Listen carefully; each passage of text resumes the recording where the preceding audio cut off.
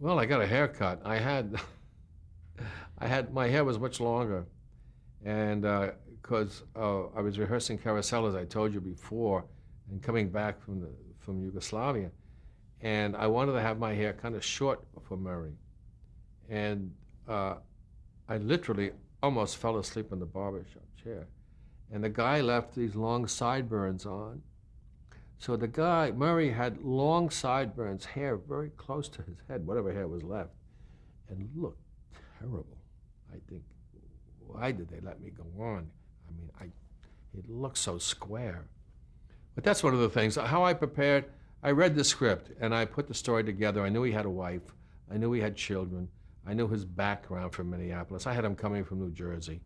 And on his way to the West Coast, he just ran into a friend. He said, we need somebody over at this WJM. And so he went and met the people and so forth, and he just started in. That he used to be I had him as a sports writer. And, but he never got a chance to do that at WJM.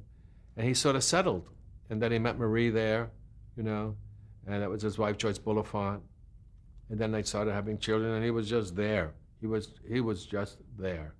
He wasn't going anyplace else.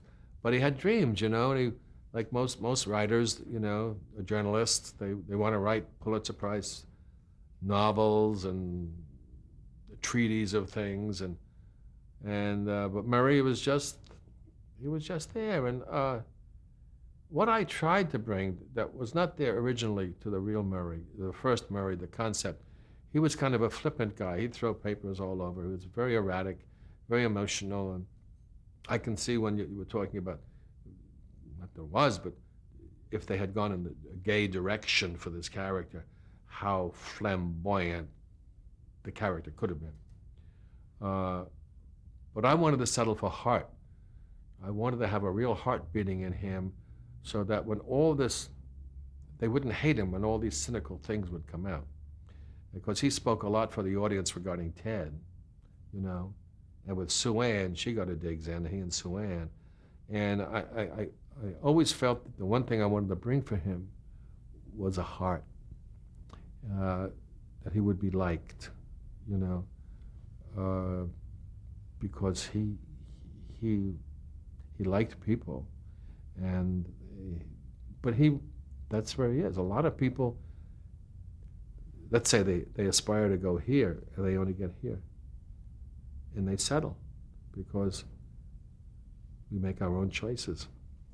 And I've always believed, I told all of my kids to, on the carousel you go around, and they used to have gold rings you could reach for. And if you got a gold ring, you could have an extra ride. And I've always told all of my children to reach for that gold ring, because it's better to try and not get it than to not try at all.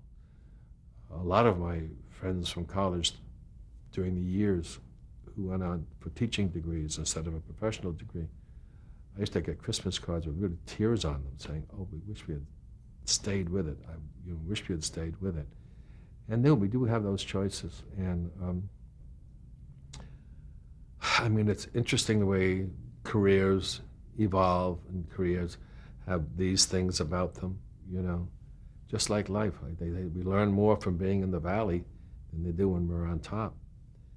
And I think Murray was clever, and he did what he did, and he did it well. But I don't think he was going to go work for the New York Times. I think he is just where he belonged. And truth of the matter is, I really liked that guy a lot. I really liked Murray Slaughter. And I looked up in the Minneapolis, we had the phone books, the real Minneapolis phone books, and there's a real Murray Slaughter there. There's a real Ted Baxter there. There's a real Mary Richards there. There's a real Luke. All those names, though nobody knew about it. One day I was just looking up, said, I wonder what, and they were all there.